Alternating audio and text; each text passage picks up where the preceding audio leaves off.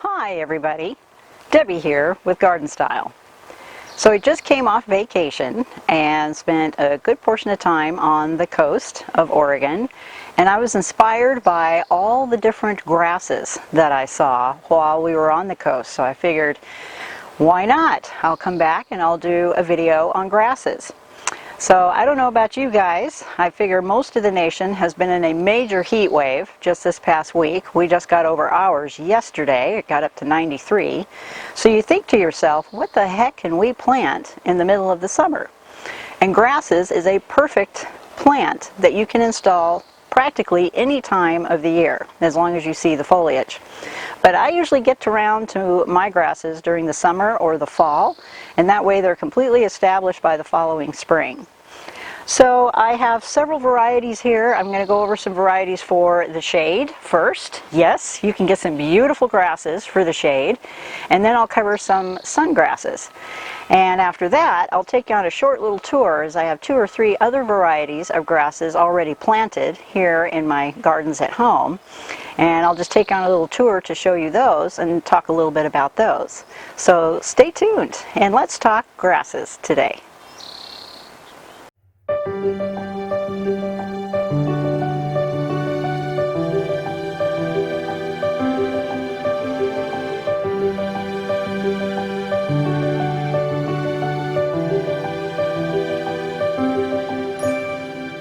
Alright, so the first grass I'm going to discuss with you today is one of my all-time favorites, and that is this one, meant for the shade. And this is a Hakonechloa grass, or Japanese forest grass, and you can see it's got a beautiful, graceful habit to it, and it grows super fast. So this type of grass will die all the way back to the ground during the winter time, and then it just magically springs back up during the early spring. So meanwhile, you get to enjoy all this beautiful foliage. This one just happens to be like a gold variegated leaf, but it also comes in an all gold, and there's other varieties that come out with the slightest reddish tinge on the leaves. And these can get pretty good sized. When I take you on a tour of the garden here, I'll show you a couple of clumps that I have that have gotten really large. And these you can easily divide during the springtime. Just as you start to see the new shoots coming up is the best time to start doing it. And that's something I probably should start doing with these 2 big clumps that I have, because I would like to spread the wealth throughout the shady part of my gardens. But these types of grasses are fabulous, as they add a nice soft flowing movement to the garden. So if you've got a lot of static things such as shrubs and perennials, you put some grasses in there and they add this beautiful soft texture that blows in the wind. A lot of them get these inflorescences, or basically the flowers, to them that add even more life to the garden. And I got a couple samples here that I'm going to show you that actually do that.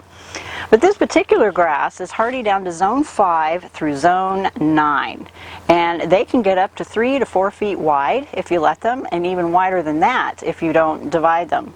Mine are probably about 3 to 4 feet wide now, and it probably took about 4 years for them to get to that point. But they're just beautiful and very graceful, and they can be in the deep shade or part shade. Mine get a little bit of sun, maybe like a couple of hours during the early morning, and then the rest of the time they're in the shade, and they just do fabulous. So Japanese forest grass, this is a fabulous variety for the shade. And then I have another one here who's like the complete opposite. And this grass is in the Carex family, and they call this one Carex Red Rooster, and it actually holds its color year-round like this. I've actually had customers come into the nursery and say, is this grass dead? Well, no, it's not. It actually has a reddish brown color to it year-round, and I utilize this grass a lot during the fall for my fall containers, as they're just perfect for that. And I don't know if you can see it, but the ends here kind of get a little curly as they get older. And this particular variety will actually get up to about 24 inches high, so it's not super tall, it's about 2 feet tall. But this is something you can plant in the shade. So if you're looking for a new texture or a different type of color, Carex Red Rooster is a fabulous grass to go with. And this particular guy is hardy down to -10 degrees. That would be a zone 6 to about a zone 9. Even 10. They can take a little more heat than others as long as they're sitting in the shade. This is another fantastic grass as a shade grass, and I was actually really surprised to find out that this can grow in the shade. But there's another one for you with a beautiful color to it, and it really stands out in the garden as you get closer to the autumn months. So that's a Carex Red Rooster. And then this one I always have a hard time pronouncing because I've heard it pronounced so many different ways.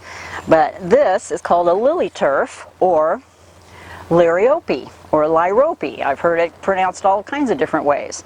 And this particular variety is called Silvery Sunproof. And you can see that this is also another variegated grass.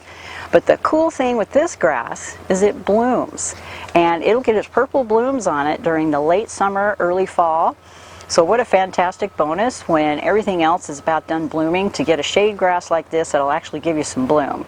And these are tough as nails. There's a dark green variety. I will just warn you ahead of time, be careful where you plant it because it will spread. They spread via an underground rhizomes, very much like a lawn or a turf grass does.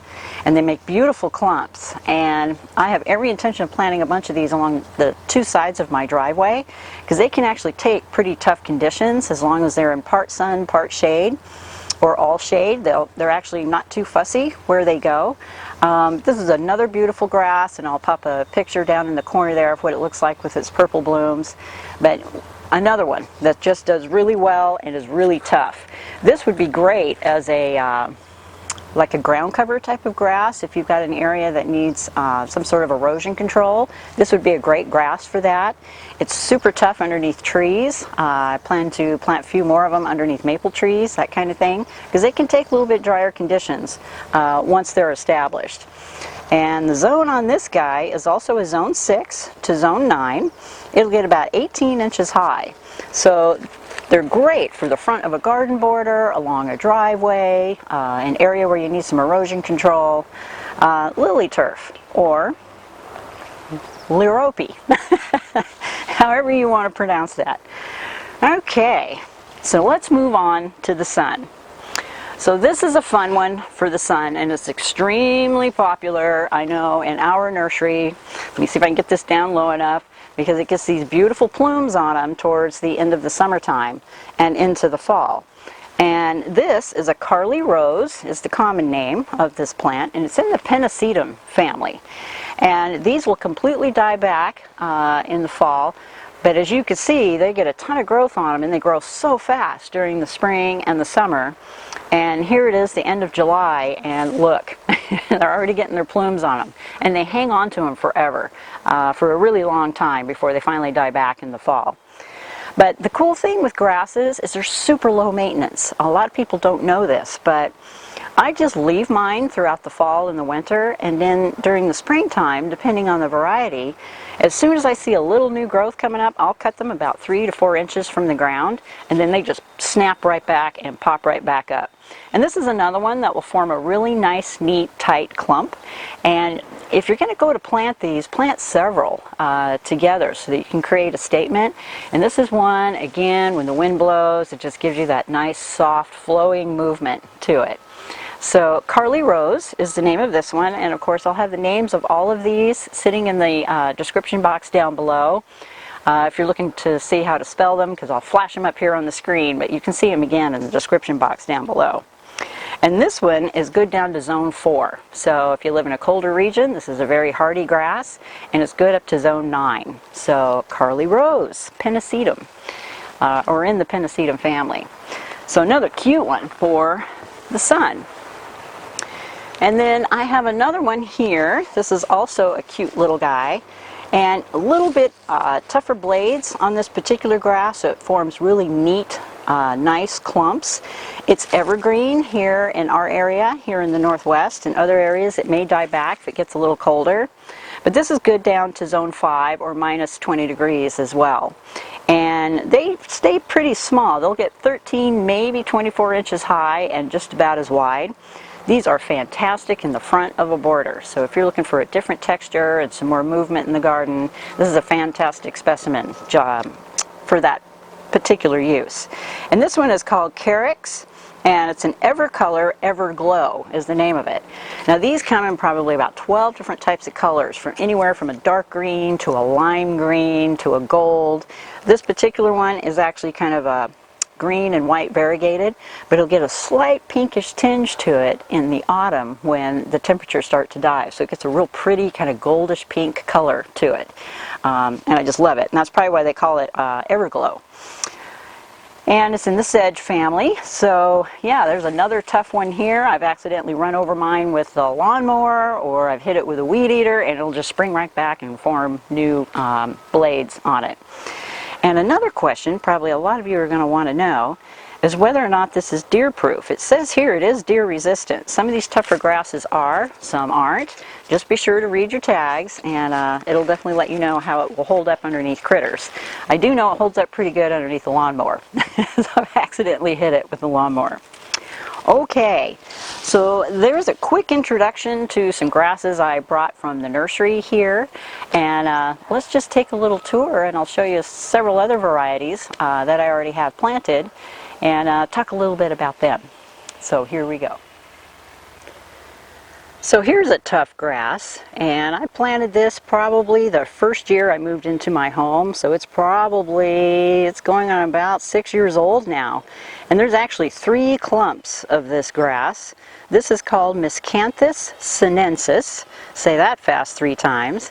And this particular variety is called Morning Light, and I absolutely love it. I have threatened to yank it out and divide it, but the clumps are just so beautiful and graceful that I can't do it. So I'm just going to leave it alone.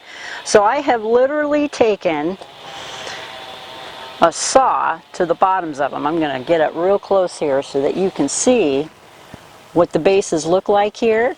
And it's a pretty tough grass. I've had to come in here with an electric trimmer, like a hedge trimmer, and this is how I whack them down. And you'll see my little birdie here is just hidden here amongst all the grasses. This is a metal bird that I had a friend of mine make for me. But there are definitely 3 clumps of it in here. Hard to see because I'm so close to it, and I'm right here behind the deck.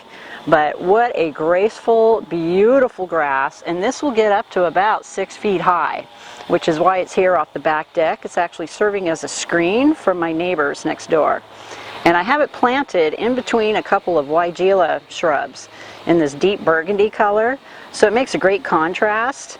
And I'm just going to try and back up a little bit here so maybe you can get an idea for the size. It's definitely taller than I am. But yeah, I will let this die back during the fall and the winter time, because it's so much easier to go in there when it's all fallen over and just take a trimmer to it and pull it out, and voila, it springs right back. And here it is, the end of July, and it's at its full height of about 6 feet. So a very fast growing grass. All right, on to the next one.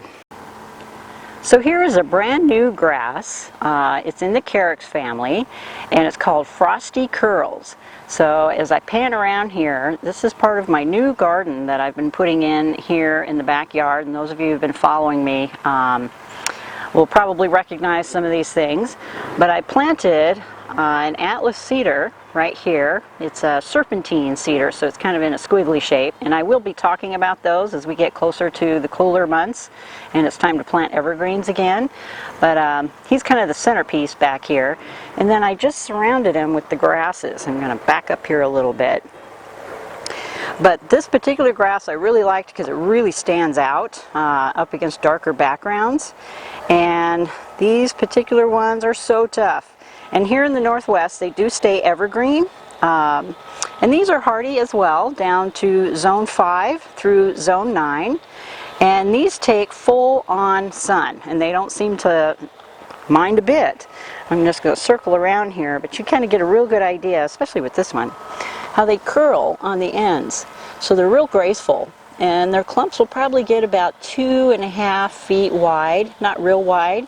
And as you can see, they're maybe 18 inches tall. So I liked them because they were shorter, and of course very tough. And I planted these probably about a month ago, and we just came across 90-degree weather, and they didn't even blink an eye. They didn't even flinch. So this is something I just kind of clean out in the springtime. If I see some icky blades, you don't necessarily need to cut them all the way back. I just kind of comb out the old blades, and that's it. Talk about low maintenance. So as you can see, as I back up, backing way up here, I've got some trim that I'm getting ready to put in here. And some serious progress has been made along the fence here. I finally have grass. Finally, baby grasses. I've been trying to keep this well watered and still have quite a bit more grass that I'm going to be putting in right along here. Just had to do that last as I was still hauling out some old stuff to the woods in the back there. But it's coming. It's coming along. Now here is another gorgeous grass. This is a Mexican feather grass. I use these a lot in containers, and this is an old fountain that I planted this in probably a couple of years ago, and it is just thriving here. As you can see, I've kind of got it as a centerpiece here with all the perennials. But yeah, it really stands out, and as you can see, it's super soft and flowing. This is another fairly hardy grass. It's hardy down to zone 5 through zone 9, and it can take the heat, but it gets these beautiful, like feathery type ends on them, as you can see here. And this was stationed where the sun kind of comes in from this side. So late in the evening, it really brightens it up, and you can just see it kind of wisping in the wind with the sun shining through it. It's really pretty. So here's another beautiful grass, and this will get about 4, maybe 5 feet tall. And if I zoom in, you can see the leaves have a zebra stripe in them. Thus, it's called a zebra grass or rainbow grass. I've heard it called several different common names. And this is also tough as nails. It's good down to zone 4 through zone 9, possibly 10. It can definitely take the heat. And this is kind of in part sun, part shade. It gets maybe afternoon sun for about 3 hours.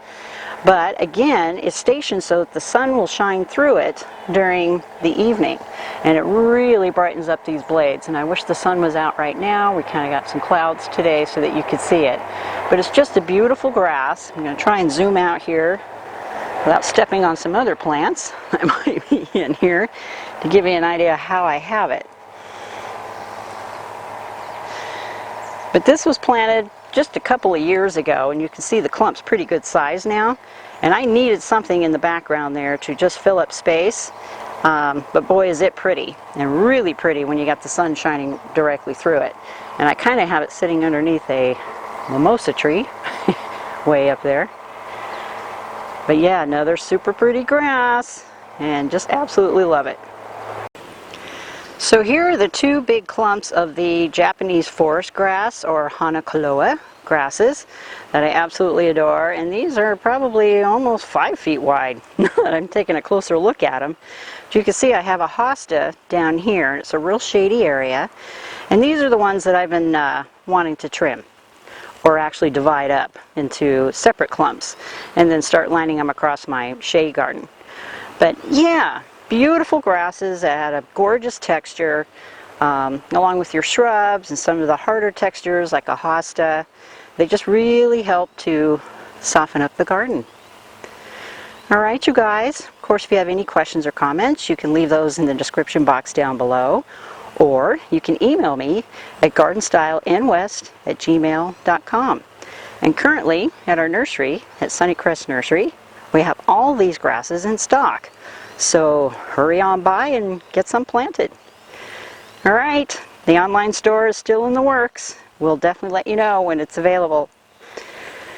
Otherwise, you can sign up for our email at sunnycrestnursery.com. Hope you're having a fabulous summer, and we'll talk soon. Bye for now.